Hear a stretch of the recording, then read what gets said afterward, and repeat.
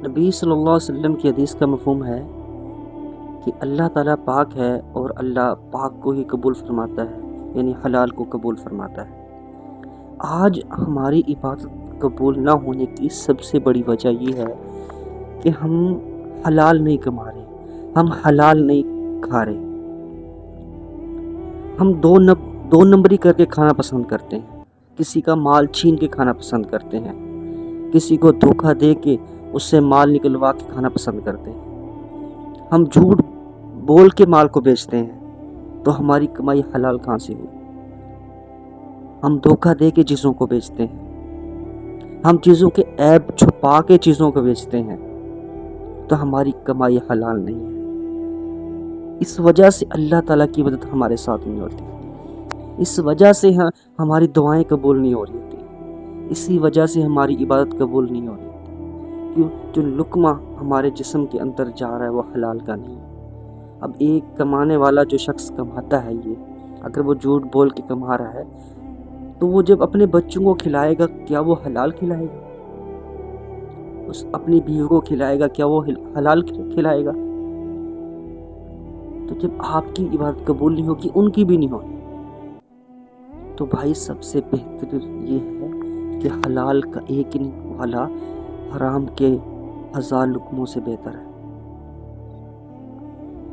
تو حلال کی کمائی ہونی چاہیے، آپ کی عبادت آپ کے ہاتھ اٹھانے سے پہلے اللہ آپ کی دعائیں قبول کر لے۔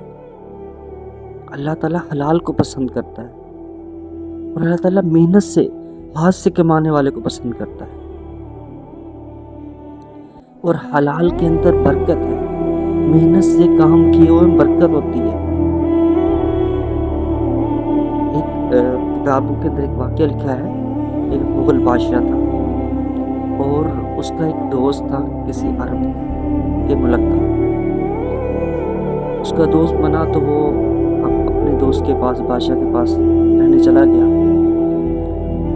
اب اس نے سوچا کہ جب میں بادشاہ سلام سے واپسی آؤں گا تو بادشاہ مجھے انعام میں اتنے ہیرے جواہرات اور مجھے بہت کچھ دے گا، یہ اس نے اپنے دماغ میں سوچا۔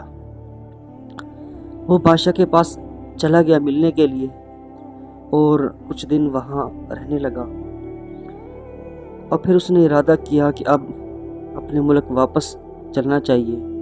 تو اس نے بادشاہ سے اجازت لی کہ میں اب اپنے ملک واپس جانا چاہتا ہوں۔ بادشاہ سلامت نے کہا ٹھیک ہے آپ چلے جاؤ، اور اب اس نے کیونکہ سوچا ہوا تھا کہ بادشاہ کچھ مال و دولت دے گا، کچھ ہیرے جواہرات دے گا، بادشاہ نے اسے مالٹے دے دیے، اورنج۔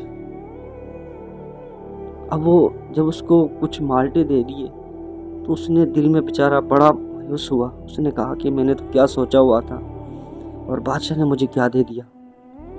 خیر وہ وہاں سے لے کے چل پڑا اور آگے ایک بحری جہاز کا سفر تھا، تو وہ بحری جہاز میں سوار ہوا، تو وہ بحری جہاز کسی اور ملک رستے کے اندر کسی بندرگاہ پہ جا کے رکا۔ جب بندرگاہ پہ جا کے رکا تو وہاں پہ چند لوگ بحری جہاز کے اندر آئے اور انہوں نے اعلان کیا کہ یہاں پہ کوئی ایسا مسافر ہے جو اپنے ساتھ مالٹے لے کے آیا۔ اب وہ بڑا حیران ہوا، تو اس نوجوان نے کہا ہاں میرے پاس مالٹے ہیں۔ اس نے کہا کہ ہمیں ان مالٹوں کی ضرورت ہے کہ یہاں کے جو بادشاہ ہیں اس کا بیٹا بیمار ہے اور کسی نے بتایا ہے کہ اگر وہ مالٹے کھا لے گا تو وہ ٹھیک ہو جائے گا۔ تو اس شخص نے وہ مالٹے ان کو دے دیے، اور وہ بادشاہ سلامت کے وہاں کے جو آدمی تھے، وہ لوگ تھے، وہ مالٹے لے کے چلے گئے، انہیں اس مریض کو وہ مالٹے کھلائے، وہ مریض ٹھیک ہو گیا۔ بادشاہ نے پوچھا بھائی یہ کون سی دوائی آپ نے کھلائی ہے ان کو، بچے کو، کہ یہ ٹھیک ہو گیا؟ تو اس کے لوگوں نے کہا کہ یہ جو بحری جہاز کے اندر ایک ساتھی آ رہے تھے، ایک آدمی تھا، اس نے یہ مالٹے ہدیے میں دے دیے اور ہم نے اس بچے کو کھلائی، بچہ ٹھیک ہو گیا۔ بادشاہ سلام نے کہا کہ اسے ہیرے جواہرات کی بوریاں بھر کے دے دو۔ اب اس کو ہیرے جواہرات جو وہ سوچ رہا تھا وہ تو اللہ نے پورا کر دیا۔ اب وہ ہیرے جواہرات کی بوریاں لے کے اپنے گھر واپس چلا گیا۔ زندگی بڑے مزے سے گزری۔ اب اس نے پھر ارادہ کیا کہ بادشاہ سلامت سے مل کے آنا چاہیے اپنے دوست سے، تو وہاں سے چل پڑا اور واپس بادشاہ کے پاس پہنچا۔ جب وہاں پہنچا تو بادشاہ نے اس سے پوچھا، اس کے دوست نے، کہ وہ مالٹوں کا کیا بنا۔ اس نے سارا واقعہ سنا دیا۔ اس نے کہا کہ آپ نے یہ مالٹے سستے میں بیچ دیے۔ وہ پوچھنے لگا کہ بادشاہ سلامت سستے میں کیسے بیچ دیے؟ اس نے کہا ٹھیک ہے، آج رات کو میں آپ کو بتاؤں گا، لیکن ابھی نہیں۔ رات ہوئی، بادشاہ نے پرانے کپڑے پہنے پھٹے ہوئے اور اس کو ساتھ لیا اور محل سے باہر چلا گیا بازار میں۔ وہاں پہ ایک بزرگ تھے لوہار، وہ لوہا کوٹ رہے تھے، اور جیسے ہی اس کو دیکھا بادشاہ کو جو فقیر بنا ہوا تھا، تو وہ کہنے لگے، اب اس کو نہیں پتا تھا کہ یہ بادشاہ ہے، کہنے لگا کہ تو ایک دن آتا ہے ایک دن چھٹی کرتا ہے، کہاں پہ کیوں نہیں آتا؟ اب وہ بادشاہ وہ کہہ رہا ہے کہ جی بس معاف کر دیں، اب روزانہ آؤں گا اور کام کروں گا۔ کہنے لگا چلو ٹھیک ہے، آپ کل نہیں آئے، آپ کا کام بچا ہوا ہے، چلو کام کرو، یہاں پہ تھوڑا چلاؤ۔ اب وہ لوہار بھٹی میں سے لوہا نکال رہا ہے اور وہ بادشاہ وہ لوہا کوٹ رہا ہے۔ مسلسل 3 گھنٹے لوہا کوٹنے کے بعد جب پسینہ آ گیا اور تھک گیا بالکل، تب اس نے کہا لوہار نے کہ اب جاؤ، اب کل آنا۔ اب اس نے اپنے اس دوست سے کہا کہ یہ جو مالٹے میں نے خریدے تھے نا، وہ اس محنت کی کمائی سے خریدے تھے، اس محنت کی کمائی کے اندر برکت ہے، اس محنت کی کمائی سے میں نے وہ مالٹے خریدے تھے جو تو نے سستے میں بیچ دیے۔ تو محنت کی کمائی کے اندر برکت ہوتی ہے اللہ تعالیٰ کی طرف سے۔ تو حضور صلی اللہ علیہ وسلم نے فرمایا نا کہ فرض عبادت کے بعد حلال روزی کی تلاش بھی فرض ہے۔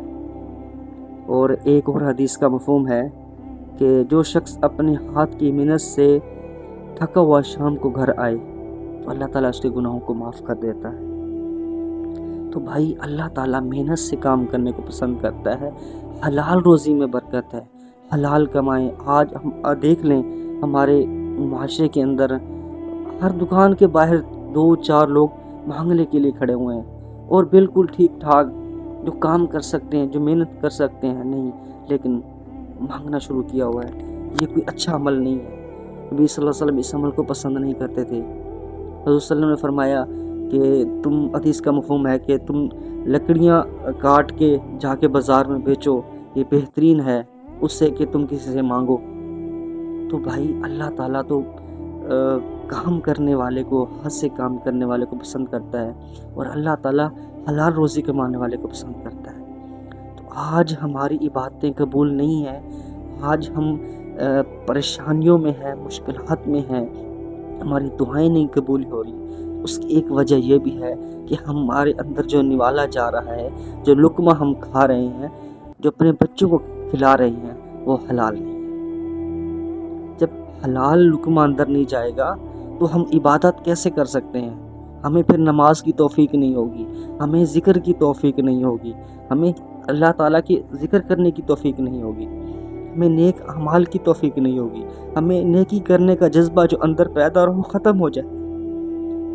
اب حلال کی کوشش کریں، حلال کمائیں، کسی کو جھوٹ بول کے اپنا مال نہ بیچیں، دھوکہ دے کے اپنا مال نہ بیچیں۔ ایک صحابی تھے، وہ جب بھی اپنا مال بیچتے نا، وہ کہتے تھے کہ میرے 2 ہی اصول ہیں، ایک ادھار نہیں بیچنا، نہ ادھار خریدنا ہے، کبھی خریدا ہے نہ بیچا ہے، اور دوسرا اپنے مال کا عیب بتا کے مال کو بیچا ہے۔ اور اللہ تعالیٰ نے کتنا ان کو رزق عطا کیا تھا، تو اپنے مال کا عیب بتا کے بیچا۔ اگر اس کے اندر عیب ہے، نہیں ہے تو ٹھیک ہے، اگر ہے تو بتا کے بیچ دو، بھائی یہ میری گاڑی ہے لیکن اس کے انجن میں تھوڑا سا مسئلہ ہے، یہ بتانے پہ اللہ آپ کو رزق زیادہ عطا کرے گا کہ آپ نے اپنے مسلمان بھائی کا فائدہ کیا ہے۔ تو اللہ تعالیٰ اس پہ خوش ہوگا اور اللہ آپ کا رزق اور بڑھا دے گا۔